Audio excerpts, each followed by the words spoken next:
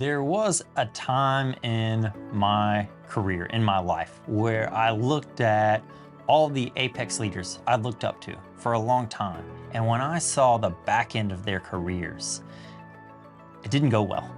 They had somewhere gotten off track and gotten on a wrong trajectory.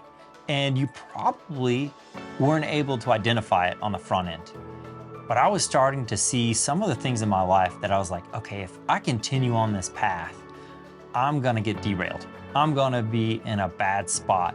Probably not in the next 5 years, maybe not even 6 or 7, but 10 to 20 years down the road, I didn't like what I saw.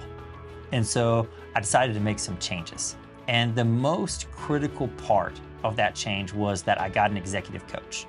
I connected with Jim Thickley, and he has made such an impact on my life. I now see a path where I finish my time as a leader with my family intact, with my faith intact, with my marriage in a healthier place, in a better place than it was when I even started. And that is really the gift of spending that time doing that work with an executive coach. It's not like going to see a counselor where you spend a lot of time looking backwards.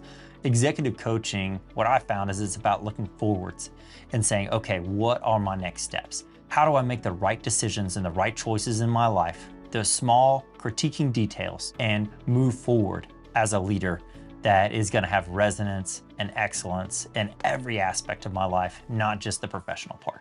Now, some of that push towards excellence does mean you have to look back and say, what's holding you back? Why do you keep on hitting the same ceilings every time? And sometimes you have to look back and say, oh, I have got certain fears, or I have certain things in my life that have twisted my thinking. And I've got to readjust the way I think about things. And that allows you to take that next breakthrough, that next step.